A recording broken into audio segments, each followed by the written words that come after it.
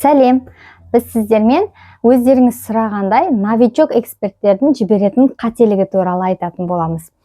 Жалпы новичок эксперттер көп жағдайда барлық нәрсені бір жағандай өздерінен бұрынғы эксперттерімен жалпы өзінің қазіргі А нүктесінен емес Б нүктесіне, яғни өзінің жеткісі келетін нәтижеге жетіп қойған эксперттермен өздерін салыстырады да, сол үшін де солар секілді міндетті түрде атып кететін, сразу сатып жіберетін деген секілді сондай бір дүниелерді жасағысы келеді. Және де парақшасына сондай рилстарды түсіремін деп, рилстарға кәдімгідей көп уақытын жұмсайды, көп энергиясын жұмсайды. Ал енді қараңыздар, осы орайда көп новичок эксперттер, мысалы, бір аптада дейінші, бір аптада, мысалы, максимум 1-2 видео салатын болса, мықты, сапалы, дайындап деген сияқты, сценарийін барлығын күшті қып дайындап, міне атып кетеді осы деген секілді. Осылай дайындайтын болса, ал тағы бір адамдар бар, который өздері әлі бір қатты бір саланың маманы емес, эксперт емес, но бірақ ол кісілер не істейді? Ол кісілер олай күтіп отырғысы келмейді. Олар тұрады да күндегісін күнде, аптада 7 күн болса, 7 күн бойы видео салады. Яғни, қайсы адамда видеосы атып кетуге, және де қайсы адамда жаңағыдай оқырман саны тезірек көбеюге, қайсы адамда продвижение жоғары көтерілу тезірек болады, және де қайсы адамға тезірек табыс келеді. Ойланыңыздаршы. Жалпы қарап тұрсаңыз, әрине, эксперт сіздерге мен білімдеріңіз жоқ болса да шыға беріңіздер демеймін, но бірақ бар біліміңізді упаковать етіп, сол нәрсені халыққа бере алатын болсаңыз, егер сіз оны упаковка жасамаған әлі, яғни менің өнімім жоқ әлі, курсым жоқ, марафоным жоқ, жаңағыдай жұртқа беретін нәрсем жоқ менің, мен тек қана қызмет қана көрсете аламын бұл салада дейтін болсаңыз, онда тұрған ештеңе жоқ. Сол қызметіңіздің өзін ұсыну арқылы адамдарға пайдаңызды тигізе аласыз. Және де өзіңізге де табысыңызды таба аласыз. Бірақ ескере кететін жағдай, сіз Инстаграмға кірдім екен, болды, маған бірден сразу клиент келе салу керек, ақша төлей салу керек деген миыңыздағы жаңағы жалған ақпараттарды, жалған сенімдерді құртыңыз. Сіз тұрып өзіңізге кәдімгі дисциплина деп жатамыз ғой, кәдімгідей график құрып алыңыз. 1 айға, немесе 2 айға, мен осында 2 ай бойы өзімді парақшамда эксперт ретінде ашамын. Күнделікті осындай рилс саламын. Мысалы, күніне 1 рилстан салып отыру сізге ауыр болса, күнара салып отырамын. Негізі күнделікті салғандарыңыз жақсырақ. Осылай өздеріңізге бекітіп аласыздар да, сосын тұрып жазасыз. Күндегісін күнде қандай видео салуға болады? Мысалы, өзіңіздің салаңызда. Осы нәрсеге ақпараттарды іздей бастайсыз. Адамдарға қалай пайдалы болуға болады? Осы жақтарын айта бастайсыз. Яғни, сізге бірінші парақшаңызды енді бастап жатқандықтан, сізге сразу сатылым алып келетін, сізге бірденен ақша төлейтін адамдарды тарту емес, сіздің мақсатыңыз қазіргі кезде ең бірінші, сіз енді новичок болғандықтан, сіздің дәл қазіргі бірінші мақсатыңыз ол парақшаға аудиторияны көбірек қамту. Яғни, көбірек адамдарды парақшаңызға жазылдыру.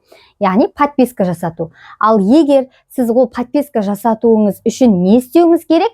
Әрине, адамдарға пайдалы ақпараттарды беріп, пайдалы бола білуіміз қажет.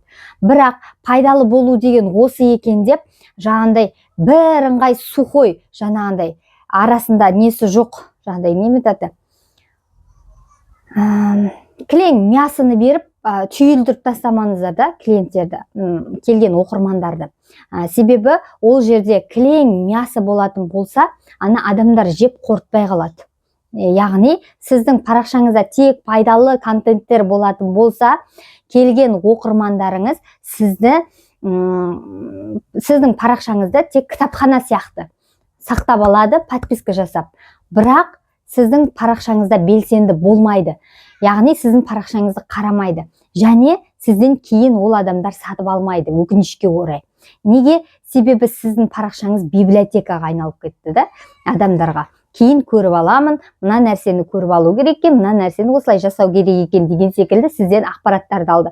Ал сіздің парақшаңыз қалай болуы керек? Яғни эксперттік және қосымша сіз өзіңіз туралы, өзіңіздің басыңыздан өткен оқиғаларыңыз туралы осылай екі жақты алып өтетін болсаңыз парақшаңызды, онда сіздің парақшаңыз адамдарға қызықты бола бастайды, парақшаңызға тіркеледі және сізді бақылап отыратын болады. Әрине, бұл нәрсе бізге өте қажет. Енді осы орайда сіздерге қажетті нәрсе осы деп ойлаймын. Сондықтан да осы жалпы маған келген адамдардың көпшілігі былай жасайды. Курс оқыған, бұрын оқыған, қазір оқыды. Мысалы, менің өзімнен де марафоннан, курстан өткен кісілер сабақ біткеннен кейін тоқтап қалып жатады. Неге?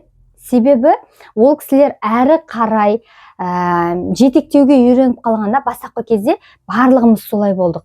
Барлығымызға жетектеу қажет. Барлығымызға біреу задача беріп, тапсырма беріп отыру қажет. Барлығымызды біреу бақылап отырғанын қалаймыз. Сол кезде ғана біз әрекет етіп тырмысып бастаймыз да. Міне, сол үшін де мен осы қазір сіздерге бір өзімнің қайтсам екен, бір шағын челлендж сияқты ма, марафон сияқты ма, сондай бір форматта бір кішігірім обучение жасағым келіп отыр. Ол обучениеде бір қатты бір сабақ өткізбеймін, айтып қояйын, бірақ күнделіктісін күнде рилстарға сіздерге идея беріп, мысалы, сіздің рилстарыңыз бір сарынды, барлығы бірдей типте болатын болса, ол тоже адамдарды жалықтырып жібереді. Сондықтан әртүрлі рилстың форматтарын өзгерте отырып, күнделікті рилстарыңызды салып отыратын болсаңыз, сіздің парақшаңыздан оқырмандар шықпай, сіздің парақшаңызды күндегісін күнде бақылап аңдып отыратын болады. Сол үшін де сіздерге осындай бір 10 күндік челлендж форматында дайындап жатырмын. Егер сіздер қатысқыңыз келетін болса, бағасы бар болғаны 2000 теңге бастапқы тіркелген адамдарға осылай қойып отырмын. Бірінші поток болғандықтан. Так что қалып қоймай, үлгеріп тіркеліп алсаңыздар болады. 15 қараша күні басталады. Осы 2025 жылдың 10 күндік. Енді қараңыздар, 10 күн бойы мен сіздерге күнделіктісін күнде рилстарыңызға мынандай форматта рилс саламыз. Егер сіз рилсіңіздің форматын түсіндіңіз, бірақ қандай тақырып қоятыныңызды, жаңағыдай қандай продукт сататыныңызды, немесе продуктілеріңіз бар адамдар, бірақ продуктысы жоқ адамдар қандай продукт сатам емес, өзіңіздің услугыңызды, өніміңізді, жаңағы қызметіңізді жалпы. Осындай нәрселерді сататын болсаңыздар, тоже болады. Оның барлығын араластырып, контентке кіргіздіруді үйрететін боламын. Ол жерде басқа аса қатты бір сабақ өткізбеймін, бірақ күнделіктісін күнде біз рилсты салып отырамыз, және оны мен бақылап отыратын боламын. Егер кімде-кім осы 10 күн бойы рилсты мен айтқанымға бірге бір жасап салып отыратын болса, келесі екінші потокқа мен тегін ол адамды қабылдайтын боламын, бір адам. Ал егер 3 күннен артық мен берген тапсырмаларды орындамайтын болсаңыздар, сразу чаттан шығарамын, әрі қарай сіздерге тапсырма берілмейді, сіздерді бақыламаймын. Вот осылай сіздерге қатаң тәртіппен, осындай бір өзімнің шынайы жүрегімнен шығып тұрған, сіздерге де пайдасы тиеді-ау деген осындай нәрсені жасағым келіп отыр. Бұл нәрсе 10 күндік болғанымен, 10 күннен кейін әрі қарай жалғастыруға мүмкіндік алатын сондай форматтағы, челлендж форматындағы, жалпы айтқанда челлендж форматындағы обучение десем болады. Арасында енді пайдалы білімдер, ақпараттар, сұрақтарыңызға жауап алып отырасыздар деген секілді. Менімен бір чатта боласыздар. Ең бастысы осы. Егер тағы да сұрақтарыңыз болатын болса, комментарийға жазып, каналыма тіркеліп алыңыздар. Мен сіздерге жауап беруге, сіздердің сұраныстарыңызды қанағаттандыруға барынша тырысатын боламын. Әзірге осы, сау болыңыздар.